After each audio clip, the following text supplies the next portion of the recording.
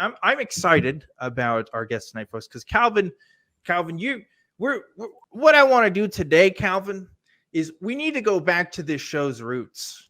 Okay, we need to go back to the beginning. Okay, this show, we talk a lot about religion and stuff, and that's cool. That's part of it. But we also talk about wacky shit. Like that's like part of the reason why this show exists. Okay. And you know what, Calvin? We haven't talked enough about wacky shit lately. It's been a lot of downer stuff lately, like, and also religion stuff lately, which is fine. Again, I don't mind talking about it, but I want to talk about wacky shit again, dude. Like, that's what I'm here for. So, Calvin, you're going to bring us the wacky stuff tonight, right, Calvin? Heck yeah, man. Let's go for the wacky stuff. If you got some wacky shit that you want to talk about, I'm all about the aliens and the ancient lost high technology and conspiracies. So, man, I'm ready for it. So, Calvin, the reason why you're here tonight is you have a podcast in which you talk to people about their beliefs, much like this show, but you interview folks who are ancient alien believers, Bigfoot hunters, or maybe you shouldn't call them hunters, as I found out. Apparently that's offensive for some people and others. And because, Calvin, you used to be kind of a believer in a lot of this yourself. Is that right? That's true. Yeah. I grew up really, my family was never like super religious growing up, but it was always kind of on the back burner, like, hey, God's watching. Couple family members are really devout, but my parents, for the most part, were pretty loose on it. And so basically me and my sisters used to be really into aliens growing up. So my sister would read to me these alien books about different alien species and stuff that people would supposedly see flying around in UFOs and stuff and abducting them and seeing in their sleep. I grew up believing in a lot of that, and my mom has a lot of Native American and her side of the family, so a lot of superstitions from that root of the woods, and a lot of that was pretty indoctrinated into me, a lot more than any religion necessarily was. But if someone would have asked me what I thought of myself as, I would have said that I was a Christian, just a non-denominational Christian if someone asked me. But all in all, I was more so kind of don't know, don't care type of mentality. And as I started getting into these conspiracies, I started writing articles about alien species and alien abduction stories. And it got to the point to where I was thinking Hillary Clinton is a reptile. Justin Bieber is also a reptile and running the government. There are dinosaurs in the Amazon. Reptilians started Hurricane Katrina. All of these. Whoa, reptilians started hurricane. That's a new one for me. That's a crazy one, man. Don't ask me why I thought this. I can kind of go into it, but all in all, it boils down to I don't fucking know what I was thinking or talking about. Was it like David Icke? Was it like, is there specific sources that were that? I mean, David Icke was definitely part of that. David Icke and his books, and really it came down to I was listening to the wrong type of content. I was listening to a lot of conspiracy-esque podcasts and YouTube channels, and people were saying that during Hurricane Katrina they were encountering reptiles, that were walking around, forcing people into the underground and all this crazy wacky shit. And I don't know why I believed it, but I did. And then I started looking more into these conspiracy theories, and a lot of them started leading towards the Bible. Like I started looking at the Dead Sea Scrolls, and I don't know if you're familiar with John Allegro, but John Allegro is a guy who basically thinks that Jesus was a mushroom, and that it's a psilocybin mushroom. Yeah, he basically is assuming that God, quote unquote, is DMT. That is your doorway to God is through DMT, and it was kind of all coming back to the Bible. So I said, okay, I'm kind of not sure what I believe anyways. I'm going to read the Bible and see what's going on and just see what happens. By the end of it, I was atheist. I read the King James Bible. I did skip over a couple parts of it. But I did my best to read it. And, either way, by the end of it, I was like, whether this God is real or not, I'm just not a fan of what he has to say. And atheism, kind of fell shortly after that. And that kind of, I figured out if I was using that skepticism on my religious belief, I need to apply that same skepticism to all these other conspiracy beliefs that I also believe. I need to not pick and choose what I want to believe. So I applied that skepticism, started looking into these things way more deeply and looking at more reliable sources rather than the Gaia network and ancient aliens. I was looking at actual studies and research and it brought me out of all these weird conspiracies that I believed in. And even today I'm still dropping a lot of them. But Man, when you were active in this belief, how old were you when you were like posting online and doing these so about the articles? time that I started posting this crazy shit online, I was probably about 21 years old. I turned 27 this year. So, and it wasn't until about 3-4 years ago that I started being more vocal about my skepticism and, atheism and such. So about like 4 or 5 years, it kind of took you to like deconstruct these ideas. It really did. Say that. So what was, so it sounded like YouTube and just internet media was a big part in your sort of epistemology there, where you got a lot of this from, like maybe some books in there, but like, was it a lot of just wanting to figure out the truth for yourself and then realizing that this actually doesn't make sense? Or was it just more of a gradual, like hearing other people talk about it kind of dissuaded you from it? I mean, I get reading the Bible because I like when it comes to religious stuff, that's a pretty common thing. People will say, well, I read the Bible and now this doesn't actually make any sense. Right. But like, there's no central text for like reptilians, for example, unless you're talking about like David Icke. Right. Yeah. There's no central text for, a lot of these other kinds of beliefs. So like, I'm kind of curious what that process is like, because it's very different for a lot of people. It more so was, so I was more just looking at the wrong sources. I was turning to YouTube videos and random people on the internet rather than experts and people a lot smarter than I am and with a lot higher educations than I do in this stuff, and actually looking at what they were saying rather than just these people with literal theories and no actual evidence. They just were conspiring. And that was my thing, is that I was listening to the wrong sources. I wasn't looking at the actual evidence. I thought this stuff was interesting. I thought, whoa, reptiles starting Hurricane Katrina, that's crazy. I want to believe that. I want that to be true. And so I was looking at sources to basically validify myself. So or validate myself. So you kind of had this belief and you were looking for confirmation. Right. So it really, after I read the Bible and I was like, what the hell was that? I was like, okay, I need to take a step back.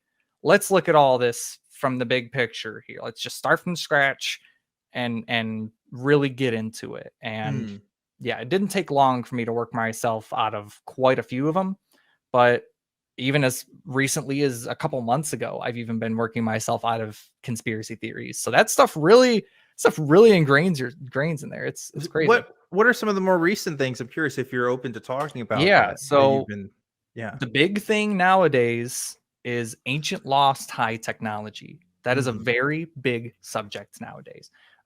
People like Graham Hancock. I'm sure you've heard of Graham Hancock. Yes. And Randall Carlson. Yes. And Bright Insight on YouTube. And Johanna James, who I had on my podcast. And, just people that essentially believe that there was an ancient lost civilization upwards of 10 to 12,000 years ago that had an ancient lost high technology that we have yet to discover. And that's how they built all these pyramids, and Göbekli Tepe in Turkey and Machu Picchu. All of these different sites were built using an ancient technology that we do not know what it is yet. And now these, just to I didn't mean to interrupt you, but it's just funny how these YouTubers, the ones you specifically mentioned, will talk about it, because from what I've seen of it, it's not them talking to experts. It's not them consulting academic sources. It's them literally looking at pictures on Google and saying like, hey, look at this rock formation that's in the ocean that looks kind of flat. Isn't that interesting? Yes. that can't be natural. Like that's like the extent of which these videos go into, right? Like tell me I'm wrong, but I think It's more so like deductive reasoning. They're saying, okay, it's not it's not this, therefore it has to be this. right. It's not good epistemology, frankly. And it wasn't until I started talking to these people on my podcast, I started having people like, Dr. Greg Little, who believes that Atlanteans came to America 1 million years ago and that they became essentially the first Mormons and populated the By Mormons, you mean the Native Americans, but like that's a deep cut for those who aren't. Well, right. The thing is that he believes that the Atlanteans were white skinned is the thing. Oh, they okay. were white skinned with red hair. Well, that's the thing. That's okay, because that's different. So like there's Mormon deep cut is that Native Americans or First Peoples in North America came from submarines and were actually Jewish. Right. I thought that's what you're talking about, but you're saying he white people. Has like this whole this alternative history to North America and Mormonism. It is very odd speaking to him on the podcast. I had him twice on mine, and talking to him and a guy who is an actual Egyptologist who lives on the Giza Plateau, and he thinks that basically the Nephilim built the pyramids. Yes, you were telling me this earlier, and he's a PhD in Egyptology, who believes the Nephilim of the Bible. The ancient giants described in the Bible built the pyramids. Which is, that's such a rad take. You go to school for like 8 years and you're like, yeah, man, it was fucking giants. I know. And it's crazy because like he is really smart. Like he is super smart. He knows a lot, but like, goddamn, that's so awesome.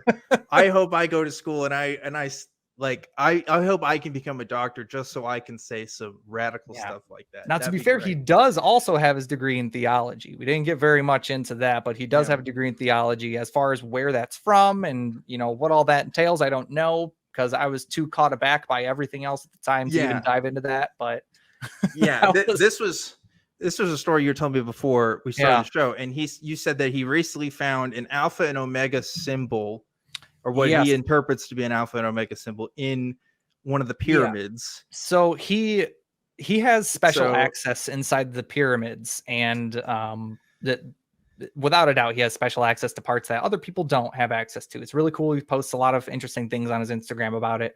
That's mostly how I found him and why I wanted him on.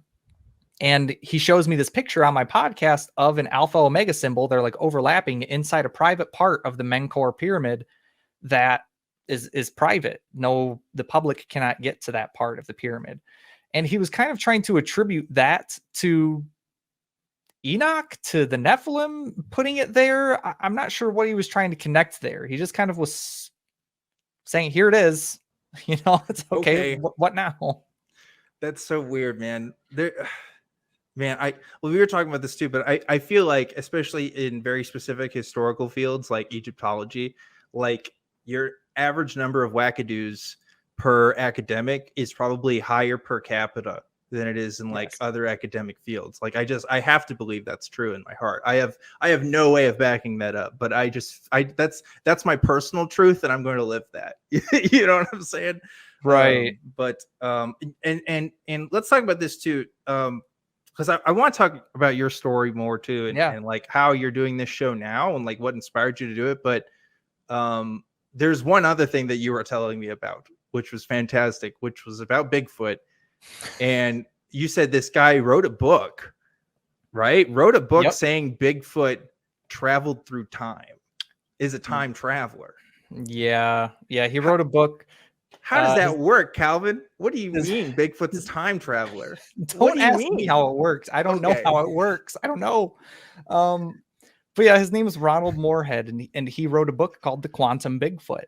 And literally, I typed into Google The Quantum Bigfoot, dude. The cover of it is a Bigfoot with like an atomic, like atomic stuff going around. It's hilarious. So good. But yeah, I basically typed into Google time traveling Bigfoot, and he was the first results.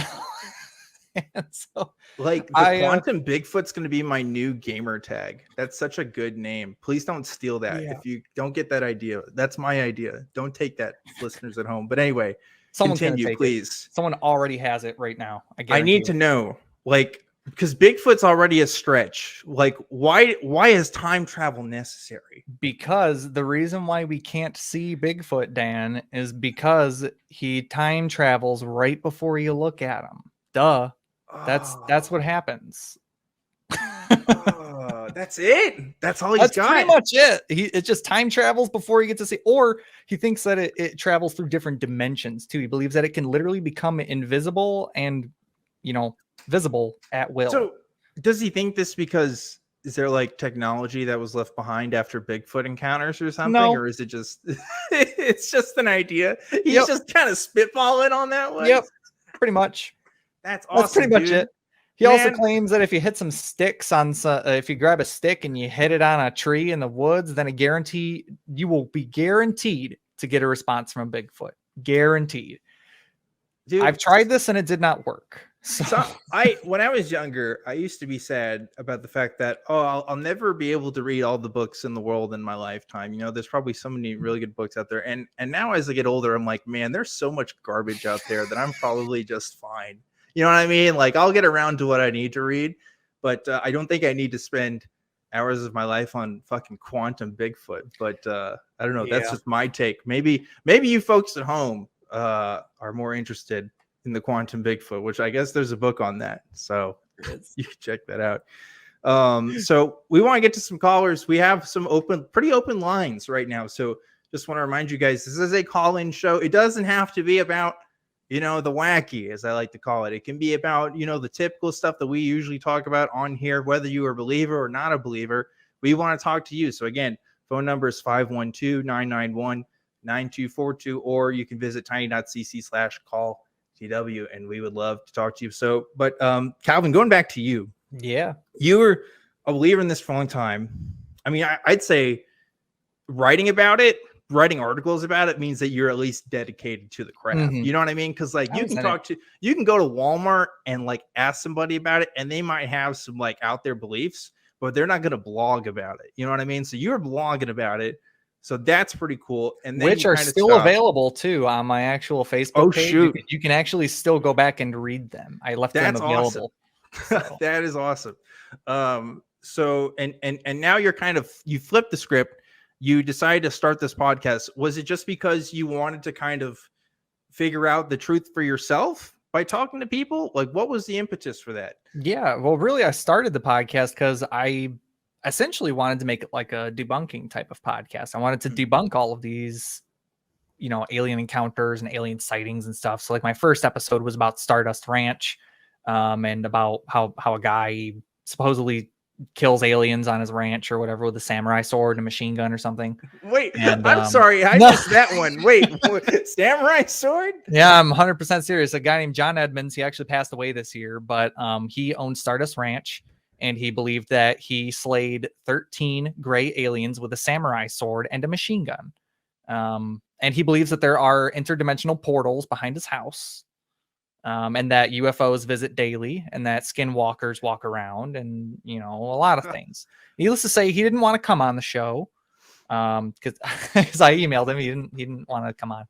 Okay. But yeah, I kind of made the show as like a debunking type of show, and then as I started to deconstruct my beliefs a little bit more, I just kind of wanted to know why people were believing these things. What the heck are you reading that I'm not, that is keeping you in this belief? Because I'm learning more about this, and it's not looking good for these beliefs. So yeah, then I kind of flipped the script and decided to make it more of a street epistemology type of show. So I started looking into a lot of street epistemology, a lot of Anthony Magnabosco and Reed Nicewander. And I actually had Anthony Magnabosco on, and we had a conversation about street epistemology and why people believe things, which was really interesting. So I kind of started interviewing these people with these beliefs. I had an ex-Jehovah's Witness on. I had someone who believes in ghosts, and me and my wife got psychic readings. And, I actually got to interview my reader while she was reading me, which was interesting. And I wanted to know why these people were believing these things, and I wanted to know as many true things, as few false things as possible. So, Yeah. You know, how can I do that if I don't talk to these people from the other side? So, had a lot of these people on, especially the ancient laws, high technology people. And the more I talked to them, the more I realized how crazy I sounded. And so I was like, wow, this isn't looking too hot for these ancient lost technology beliefs, because all these people that I look up to are frankly fucking crazy. And yeah, so I just kind of worked myself out of that. And I essentially, we can put it this way, nobody has really been able to convince me of their beliefs so far since they've been on my show. Really? You're telling me you don't believe in the guy that killed the aliens with machine gun and a samurai sword? Because I believe it right now. And I haven't even heard any more details about it. I'm just accepting that face value. Good on you, bud. You do that.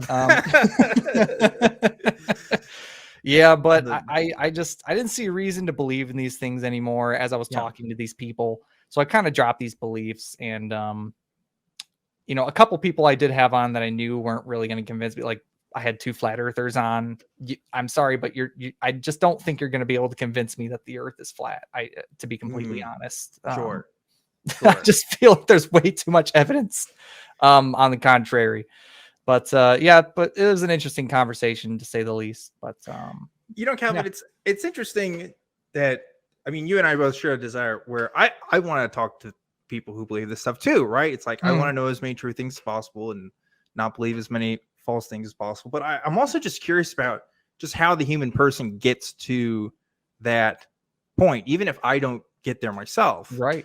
I also just think it's like, it's almost a civic duty for me. I really do feel like that's what's really important, because when I was a believer, I didn't realize how weird my beliefs really sounded until somebody really interviewed me, and I got to talk my beliefs out loud and say that to people. And a lot of people just don't have those conversations, either because they don't have the tools to have a conversation like that, or nobody's bothered to ask. Or it's uncomfortable too. Like we don't like right now we're using that word crazy a lot, right? And like we are, you know, I use that colloquially. I don't actually think that people who believe in these things are mentally ill necessarily, right. But even just saying that can dissuade people from wanting to talk about it. But I'm also human, and I'm just like, but this is actually what I think about it, though. It's like, I do think this is crazy, but I also recognize crazy is relative too, because if I once believed that a man rose from the dead in Israel like 2,000 years ago and saved me from my sins, and that's, to a lot of people, that's not crazy. Like, that's just normal. So it's true.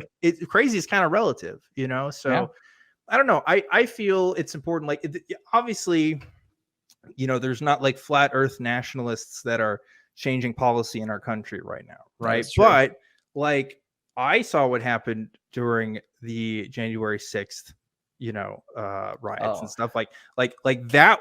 The reason why you see these events that are happening right now is because of conspiracies, because of these unchecked beliefs. And this other side of this stuff, this kind of stuff that's beyond kind of Western religion, I think is just as important to talk about, in my opinion. I mean, like, by the way, Q just posted again last week, although really? Yeah, so I might start talking about Q people again. About 2 weeks ago in Dallas, they had another, so last year, some of you guys may remember this, but there was a bunch of Q people that thought that JFK Jr. was going to come back.